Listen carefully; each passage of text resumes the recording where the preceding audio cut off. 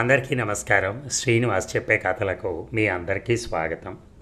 ఇప్పుడు మనం వినబోయే కథ మల్లాది సూరిబాబు గారు రచించినటువంటి అమృత మదనం మరణం ధ్రువం అనే కథ. ఈ కథ 2001 సంవత్సరంలో ప్రచురించబడింది. మరి కథలోకి వెళ్దామా? పెద్దబాబు గారు, మీరు ఒక్కసారి ఇలా రావాలి అని ఆ కుర్రవాడు రామచంద్రయ్య గారితో అన్నాడు. ఆయన కూర్చున్న చోటు నుంచి కదలకుండానే దేనికి అని అడిగాడు. చెప్పటానికి కుర్రవాడు క్షణకాలం సందేహించాడు. ఏం జరిగింది అని ఆయన కళ్ళతోనే ప్రశ్నించాడు. ఆ ప్రశ్నకు సమాధానంగా ఆ కుర్రవాడు కాకులు అని అన్నాడు. ఏమిటి కాకులు? నాకు తెలుసు నాయన, నాకు తెలుసు. కుర్రవాడేం మాట్లాడలేదు. రవ్వంత దూరంలో తెరలు కట్టిన బండి వెళ్ళిపోతోంది. ఎటు చూసిన నిశ్శబ్దం నిశ్శబ్దం. ఒక ముసలివాడు రామచంద్రయ్య గారి దగ్గరికి వచ్చి నిలబడ్డాడు.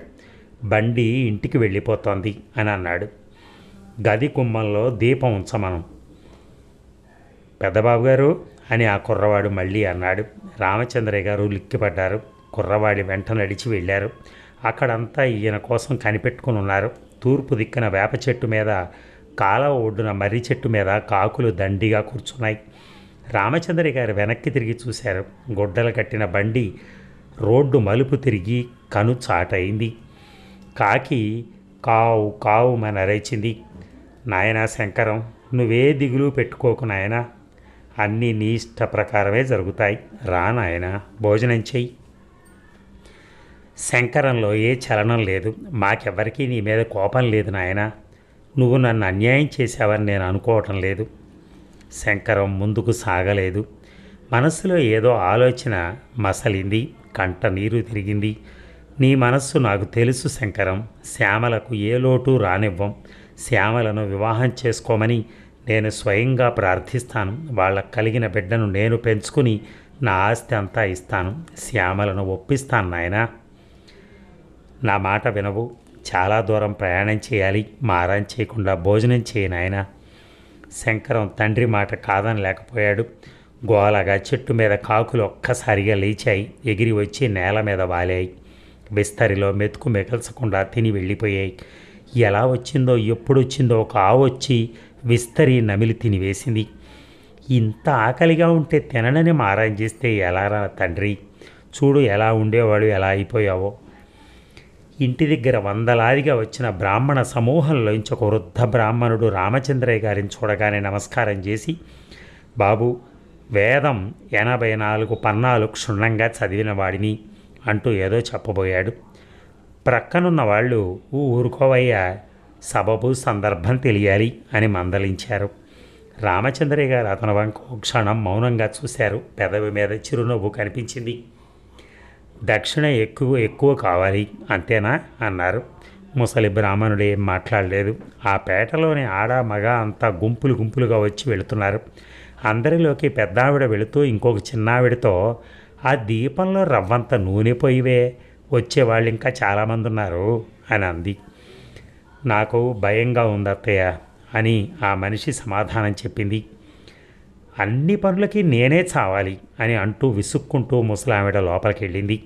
ముసలాయన పందిట్లోకి రాగానే పంక్తులు తీర్చి కూర్చున్న జనం ఒక క్షణం మోగబోయారు. పక్కనున్న మనిషి వంక చూసి ఆయన తల ఊపాడు. వడ్డన ప్రారంభమైంది. ఆ పదార్థాలకు, ఆ ఆధరువులకు అంతం లేదు. ఆ రుచికి లోటు లేదు. అప్పుడే క్రొత్తగా వైదికంలో ప్రవేశించిన బాల బ్రహ్మచారి పక్కనున్న నడికారి మనిషితో, పెళ్ళి భోజనం కన్నా బాగుంది మామ అని అన్నాడు. నోరు మూసుకొర సుంఠ అని మామ మందలించాడు. భోజనం చేస్తున్న పంక్తుల మధ్య నుంచి రామచంద్ర గారు మెల్లగా నడుస్తున్నారు. అయ్యా, కాలాతీతం కాలేదు, నింపాదిగా భోజనం చేయండి, సంతృప్తిగా భోజనం చేయండి అని అన్నారు. ఎవరికి వారే మనస్సులో చిత్తం చిత్తం అని అన్నారు. పందిరి చివర ఒక చిన్న అమ్మాయి పువ్వులు గౌను వేసుకొనుంది. ఈయన్ని చూడగానే ఎత్తుకోమని చేతులు జాచింది. రామచంద్రయ్య గారు లాలనగా పిల్లని ఎత్తుకున్నారు. తాతయ్య, నాకు లడ్డూ కావాలి అంది. మరుక్షణం పాప చేతిలోకి లడ్డూ వచ్చింది. మన ఇంట్లో పెళ్ళా తాతయ్య అవునమ్మా. అయితే మరి అమ్మ నాకు క్రొత్త బట్టలు కుట్టించలేదే? కుట్టిస్తుందిలే తల్లి. అత్తయ్య నాతో మాట్లాడటం లేదు తాతయ్య. మాట్లాడుతుందిలే అమ్మా. రెండో వరుసలోకి అన్నం రావాలి అని ఎవరిదో గొంతుకు వినిపించింది. పెళ్ళి కొడుకేటి తాతయ్య? తాతయ్య ఏం మాట్లాడలేదు. మాట్లాడవేం తాతయ్య? తాతయ్య ఉలిక్కి పడ్డాడు. ఏమిటమ్మా? పెళ్ళి కొడుకు ఏడి తాతయ్య? ఊరు వెళ్ళాడమ్మా. బాలేవాడే, పెళ్ళవుతూ ఉంటే ఊరికి వెళ్ళాడా? సరోజ అంటూ ఒక ప్రౌఢ కంఠం వినిపించింది. సరోజ వాళ్ళ అమ్మ దగ్గరికి పరిగెత్తుకుని వెళ్ళింది. చిన్నదాని మాటలు పట్టించుకోకండి బాబు అని ఎవరో అన్నారు. దైవం మనతో మాట్లాడేది వాళ్ళ ద్వారానే అని రామచంద్రయ్య గారు మనసులో అనుకున్నారు. ఇక భోజనకాలే భగవన్నామస్మరణ గోవింద గోవింద అని భక్తుడొక్కడు కేకబెట్టాడు. బ్రాహ్మణుల భోజనాలు అయ్యాయి. తాంబూలాలు దక్షిణలు యథావిధిగా ముట్టాయి. అరగంట గడవకుండానే భోజనాల సావిడి కడగటం, గుడ్డలు పెట్టి తుడవటం, చూస్తూ ఉండగానే నీటి చుక్క మిగలకుండా ఆరిపోవటం అంతా జరిగిపోయింది. ముత్తైదువులు వచ్చి ముగ్గులేశారు. బ్రాహ్మణులు సభగా కూర్చున్నారు. రామచంద్రయ్య గారు తనకు వీటితో ఏ సంబంధం లేనట్టుగా చూస్తూ ఊరుకున్నారు. తమరు ఒక్కసారి ఇలా దయచేయాలి అని ఆయన్ని ప్రార్థించారు. దేనికి? ఆశీర్వచనం ప్రారంభించుతారట. ఎవరింద్ర ఆశీర్వదించేది? వచ్చిన మనిషి ఏదో చెబుదామనుకున్నాడు కానీ రామచంద్రయ్య గారి వంక చూసి మాట్లాడకుండా ఊరుకున్నాడు. వచ్చిన బ్రాహ్మణులలో ఒక పండు ముదుసలి, బాబు సాంప్రదాయంగా వస్తున్నవి మనం మానేయటానికి వీల్లేదు అన్నాడు. రామచంద్రయ్య గారు ఏం మాట్లాడలేదు. బ్రతికి ఉన్న వాళ్ళకే బాధలు బాధ్యతలు, బాధతో కూడింది కనుకనే బాధ్యత అని అన్నారు. ఆచరించక తప్పదు. ఎంతకాలం ఈ బాధ్యతలు? బ్రతికి ఉన్నంతకాలం. రామచంద్రయ్య గారు మాట్లాడకుండా వచ్చి పీటల మీద కూర్చున్నారు. బ్రాహ్మణులు ఆశీర్వచనం ప్రారంభించబోతున్నారు. ఆపమని రామచంద్రయ్య గారు సౌజ్ఞ చేశారు. ఇప్పుడు మీరు ఈ ఇంటికి వచ్చిన అరిష్టం తొలగిపోయి మళ్ళీ మంచి రోజులు రావాలని కోరటం అనే లాంఛనం జరిపించబోతున్నారు. ఇది ఎంత అసంగతంగా ఉంటుందో, ఈ కాండ ఎంత అసందర్భంగా ఉంటుందో మీ అందరికీ తెలిసిందే. ఈ ఇంటికి వచ్చిన అనర్థం తీర్చి మళ్ళీ మంచి రోజులు తెప్పించడం ఎవరికి సాధ్యం? ఎండి మోడైన వృక్షం చిగురించి మళ్ళీ ఫలిస్తుందా? మొదలు త్రిగిన తీగ ఎక్కడైనా బ్రతుకుతుందా? అది దైవానికే సాధ్యం కాదే, మానవులకు ఎలా సాధ్యం? దైవమే సాధించలేనిది మానవుడు సాధించగలడా? ఒకవేళ సాధించగలిగితే దైవం సమాజం హర్షిస్తాయా? ఈ ఇంటికి ఇక్కడ వ్యక్తులకి కావలసింది ప్రాయశ్చిత్తం. ఏ జన్మలోనో ఎవరికో ఘోర అపకారం చేసినందువల్ల కాబోలు నాకున్న ఈ సర్వసంపదలు ఈనాడు ఇలా వ్యర్థమయ్యాయి. దైవం లేని ఆలయానికి ఎన్ని అలంకారాలు చేస్తే ఏం లాభం? నన్ను గురించిన బాధ నాకేనాడు లేదు. నేను బాధపడేదల్లా సర్వస్వం పోగొట్టుకున్న అదృష్టహీనురాలను గురించి. కర్మ పరిపక్వం లేక పాప లేశమేదో రుణశేషంగా మిగిలితే ఆ రుణం తీర్చుకుని తన బాధ్యత వదిలించుకుని వెళ్ళిపోయిన వారు అదృష్టవంతులే. కానీ ఇక్కడ నిలిచిన 4 నాళ్లలోనే నేను నా వాళ్ళు అంటూ భవబంధాలు ఏర్పరచుకుని క్రిందటి జన్మలోని రుణవిముక్తి కోసమని వచ్చి ఈ జన్మలో క్రొత్త సంఖ్యలను తగిలించుకుని వాటిని త్రెంచలేక గతాన్ని విస్మరించలేక మనస్సు మదనమైపోగా జాగృతికి సుషుప్తికి దూరం అయిపోగా వెలుగు నీడల మధ్య క్షోభలో నలిగి బాధతో దుఃఖంతో స్వర్గానికి కూడా ఇష్టంగా వెళ్ళిన ఆత్మకు శాంతి కావాలని దీవించండి. 1కి 10 సార్లు ఆశీర్వదించండి. రామచంద్రయ్య గారు ఒక్కసారి వాళ్ళ వంక కలియ చూశాడు. ఎవ్వరూ మాట్లాడలేదు. అంతా శిలా ప్రతిమల్లాగా ఆయన వంక చూస్తూ కూర్చున్నారు. ముందు జరగవలసిన కార్యక్రమం ఏమిటి? ఇక్కడి నుంచి బయటపడటం ఎలా? ఇటువంటి రకరకాల ప్రశ్నలతో మనస్సులు పరిగెత్తుతున్నాయి. ఆ ఇల్లంతా మౌనం ఆవరించింది. ఎటు చూసినా పిడుగుపడ్డంత నిశ్శబ్దం. బాబుగారు, నేను ఒక్క మనవి చేయొచ్చునా అని అంటూ ఒక నడికారు మనిషి లేచి నిలబడ్డాడు. చెప్పండి. మీ మనస్సులోని బాధ మాకు తెలియంది కాదు. ఈ సుఖ దుఃఖాలకు మనమే కర్తలమనే అపోహ వల్లనే కదా ఈ మానసిక వ్యధ. మనం కూడా నిమిత్త మాత్రులమని గ్రహించిన రోజున ఈ బాధలు భరించడం రబ్బంతా ఇంకా తేలికవుతుందేమో. రాలిపోవటానికి సిద్ధంగా ఉన్న నేను వేదాంతంలో నన్ను నేను ఓదార్చుకోవచ్చు, కానీ చిగురించే లేలేత వయస్సులో కుమిలిపోయే వారిని ఓదార్చడం ఎలా? అన్ని బాధలకు అన్ని గాయాలకు ఒకటే మందు. ఏమిటది? కాలం. వడదెబ్బ తిన్న లేత తీగ వర్షాకాలం వచ్చేదాకా తట్టుకుని ఉంటుందా? వడగట్టిన ప్రాణికి సేద తీర్చవలసిన బాధ్యత మనదే. సేద తీరిన ప్రాణికి మనసు తేలికైతే మళ్ళీ చిగురించాలని అదే కోరుకుంటుంది. ఆనాడు దానికి ఒక ఆలంబన చూపిస్తే అది విరబూసి 3 పువ్వులు 6 కాయలు అవుతుంది. సంఘం ఒప్పుకుంటుందా? మన మతాన్ని సరైన దృష్టితో చూసి నెమ్మదైన మనస్సుతో ఆకళింపు చేసుకోండి. ప్రకృతికి విరుద్ధంగా మానవుణ్ణి బ్రతకమని ఏ మతం ఏ ఆచారం శాసించదు. మరి ఈనాడు విజ్ఞాన వివేక రహితులైన మూర్ఖులే మతానికి ఆచారానికి అపార్థాలు కల్పించి మానవ జాతికి తీరని అపకారం చేస్తున్నారు. పోయిన వారి ఆత్మ ఈ అనాచారాన్ని హర్షించదేమో. వైతరణి దాటటానికి ఆయత్తమవుతున్న ఆత్మ ఈ మర్త్యలోకంలోని కట్టుబాటుల గురించి బాధపడుతుందని మీరు అనుకుంటున్నారా? అయితే ఈ కర్మకాండ, ఈ ఆచారం, ఈ ఉపయోగం మన మనశ్శాంతికి. మరి ఈ దుఃఖం, ఈ వేదన క్షణికం. అంతేనా? అంతే. రామచంద్రయ్య గారు తల వంచుకుని మౌనంగా కూర్చున్నారు. బ్రాహ్మణులు ఈ సంకేతాన్ని గ్రహించారో ఏమో. వేద ఘోషలో ఆ వాడంతా నిండిపోయింది. అనుకున్న దానికంటే ఎక్కువగానే సంభావనలు పొంది బ్రాహ్మణులు వెళ్ళిపోయారు. వచ్చిన బందుకోటి ఎవ్వరితోనూ చెప్పకుండా తమ నెలవుకు తరలిపోయారు. నిశ్శబ్దం రామచంద్రయ్య గారికి తోడుగా మిగిలింది. సావిడి దాటి ఇంట్లోకి వెళ్ళారు. ఒక ముత్తైదువ నడవలో కూర్చునుంది. శ్యామల ఎక్కడుంది అని రామచంద్రయ్య గారు అడిగారు. గదిలో పడుకునుంది. గది గుమ్మం దగ్గరికి వెళ్ళి నిలబడ్డాడు. గదిలో నేల మీద పసుపు కుంకుమకు నోచుకొని ఆ పడుచు పిల్ల పడుకునుంది. తల్లి అని పిలిచాను. ఆ అమ్మ పలకలేదు. గదిలోకి వెళ్ళబోయిన మనిషి వెనక్కి తిరిగారు. పూజా గృహంలోకి దారి తీశారు.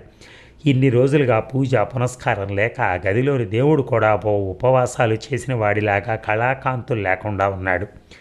రామచంద్రయ్య గారి మనస్సులోంచి వేడి నిట్టూర్పు వచ్చింది. అంతలోనే మనస్సులో ఏదో ఆలోచన మసలింది. అడుగు వెనక్కి తిరిగింది. పుస్తకాల గదిలోని రామాయణం తెరిచారు. చదవటం మొదలెట్టారు. మరణించిన ఇంద్రజిత్తుతో సహగమనం చేయటానికి సతీ సులోచన చితిపై కూర్చుంది. ఈ దృశ్యాన్ని చూసిన రావణాసురుడు, మీ ఇద్దరికీ మహాసామ్రాజ్యాన్ని పట్టం కట్టి మీరు సకల వైభవపేతంగా రాజ్యం చేస్తూ ఉంటే మనస్సున నిశ్చింతతో నిండిన ఆనందంతో నేను నా ధర్మపత్నితో వానప్రస్థం స్వీకరించుదామని ఎన్నాళ్ళగానో ఎదురు చూశాను. కానీ విధి వక్రించింది. ఈనాడు మీ ఇద్దరిని ఇంధన సింహాసనంపై కూర్చోబెట్టి స్వర్గలోక సామ్రాజ్యానికి పట్టం కడుతున్నాను తల్లి. ఆ పుస్తకం మూసేసి బీరువాలో పెట్టేశారు. ఇంకో పుస్తకం తెరిచారు. ఆయన కంటబడిన వాక్యం, నాయన లోహిత. ఆయన మనసులో మసలిన మాట, నాయన శంకరం, ఎందుకు నాయనా ఇంత అన్యాయంగా ప్రవర్తించావు? మేమేం అపకారం చేశామని ఇంత కోపంగా హఠాత్తుగా వెళ్ళిపోయావు? 26 సంవత్సరాల క్రితం ఈ ఇంట్లోనే ఒక్కసారిగా 1000 దీపావళులు పండగలు జరిగినంత ఆనందం కలిగింది. మా ఇలవేల్పు సాక్షాత్తు పరమశివుడే ఈ రూపంలో ఈ ఇంట్లో వెలిశాడనిపించింది. మేము చేసిన పూజలు ఫలించాయి. జీవితంలో సగభాగం గడిచిపోయి ప్రొద్దు వాటారబోనున్న మా బ్రతుకులోకి చల్లని చందమామలాగా వచ్చావు. ఆనాడు మా మనుగడకు ఒక అర్థం, మా జీవితాలకు ఒక ఉపయోగం కనిపించాయి. మా జీవితాలు వ్యర్థమేమోనని ఇంతకాలం బాధపడిన నేను గొడ్రాలు అనే మాయని మత్సతో జీవితమంతా గడపవలసి వస్తుందేమోననే బాధతో అనుక్షణం పూజలతో పునస్కారాలతో తపించిపోయిన మీ అమ్మ నోముల పంటలాగా ఈ ఇంట్లో వెలిశావు. ఆనాడు మా మనసులలో ఎటు చూసినా వెలుగు వెన్నెల. పెళ్లి కంటే వైభవంగా నీ బారసాల జరిపించాం. నీ జాతక చక్రం వేసిన జోస్యులు ఏమన్నారో తెలుసా? ఈ చిరంజీవి తన పేరు చిరస్థాయిగా నిలుపుకుంటాడు అని. నీకు గుర్తుందా నాయనా శంకరం? నీ అక్షరాభ్యాసానికి రాజుగారిని అడిగి ఏనుగు తీసుకుని వచ్చాను. నిన్ను ఆశీర్వదించడానికి వచ్చిన పండితులు ఏమని దీవించారో జ్ఞాపకం ఉందా? సకల విద్యా ప్రాప్తిరస్తు. నిజమే నాయన, సకల విద్యలు నీకు అబ్బినాయి. స్కూలు ఫైనల్ రాష్ట్రంలో మొదటివాడివి నువ్వే కదా. పీయూసీలో విశ్వవిద్యాలయంలో క్రొత్త రికార్డు స్థాపించిన వాడివి నువ్వేగా. ఎంఏలో గోల్డ్ మెడల్ నీకేగా వచ్చింది. నీకు మంచి చదువు వచ్చిందంటే అది మీ అమ్మ చేసిన అదృష్టం అని అనుకున్నాం. నీకు మంచి ఉద్యోగం వచ్చిందంటే అది నీ భార్య చేసిన అదృష్టం అనుకున్నాం. పెళ్లిలో మీ ఇద్దరిని చూసిన వారు ఏమన్నారో తెలుసా? రతి మన్మధుల్లాగా ఉన్నారని. మీ అమ్మ ఎప్పుడూ అదృష్టవంతురాలే. రాముల వారి వంటి కుమారుణ్ణి కంది, సీతమ్మ వారి లాంటి కోడలను తెచ్చుకుంది. అన్ని ఆనందాలు చూసుకుని ఇంత పసుపు కుంకుమతో వెళ్ళిపోయింది. సర్వస్వం మీకు అప్పచెప్పి ఈ విధుర జీవితం భగవన్నామస్మరణతో గడపదామని మభ్యపడ్డాను. ఇందరి ఆశలు నమ్మకాలు తప్పని అడియాస చేసి నువ్వు వెళ్ళిపోయావు. ఎందుకని శంకరం? నీ మనసు నొప్పించే పని ఏదైనా చేశామా నాయన? నీ వాళ్ల మీదనే ఎందుకయ్యా ఇంత కోపం? జాతస్య మరణం ధ్రువమని నాకు తెలుసు శంకరం. కానీ నేను ముందుగా వెళ్ళటం న్యాయం, ఔచిత్యం కూడా అదే. కానీ ఇలా సంఘ విరుద్ధంగా నువ్వు వెళ్ళిపోతే అందరికీ ఎంత బాధాకరంగా ఉంటుందో నువ్వే చెప్పు. పోనీ నేనంటే పరాయి వాణ్ణి, నీలో సగభాగమైన ఆ ఇల్లాలిని చూడవయ్యా. లేత వయస్సులోని మనిషిని ఇలా చేయటం అన్యాయం కాదా శంకరం? పెద్దబాబు గారు అంటూ ముత్తైదువ కంఠం వినిపించింది. రామచంద్రయ్య గారు లిక్కిపడి ఏమిటి అని అన్నారు. అమ్మాయి మాట్లాడటం లేదు. రామచంద్రయ్య గారు కంగలో ఆ గదిలోకి వెళ్ళారు. అమ్మా శ్యామల, ఇటు చూడు తల్లి అని గద్గద స్వరంతో పిలిచారు. అంత నిశ్శబ్దం. శ్యామల పలకలేదు, కన్నెత్తి చూడలేదు. రామచంద్రయ్య గారు శ్యామల పక్కనే నేల మీద కూర్చున్నారు. అమ్మా శ్యామల అంటూ ఆ పిల్ల మొహం వంక చూశారు. ఏదో చెప్పబోయారు. 1000 కంఠాలతో ఎవరో చెప్తున్నట్టు అనిపించింది. 1000 చేతులతో ఎవరో కంఠాన్ని నొక్కినట్టు అనిపించింది. బిగబట్టిన పిడికిలిలో తెల్లటి కాగితం మీద నల్లటి అక్షరాలు కనిపించాయి. నిండు పున్నమి లాంటి శ్యామల వదనంలో అమావాస్య కప్పివేసింది. కట్టె ఉన్నది, కానీ హంస లేదు. హృదయాన్ని చీల్చుతూ కట్టలు తెగిన శోకాన్ని దాటుకుంటూ రామచంద్రయ్య గారి నోటి వెంట ఒకే ఒక వాక్యం వెలువడింది. సహగమనం చేశావా తల్లి అని. అదండి కథ. ఒక భర్త, ఈ మధ్యలోనే పెళ్ళైనటువంటి ఒక భార్యాభర్త కథ. ఆ భర్త అనుకోకుండా మరణించడం జరిగింది. దాని గురించి ఆ తండ్రి పడే వేదన, అలాగే ఆ భార్య పడే తపన, అలాగే ఆ చివరికి భార్య సహగమనం చేయటం, దాని గురించి ఈ కథ. Thank you very much. ధన్యవాదాలు.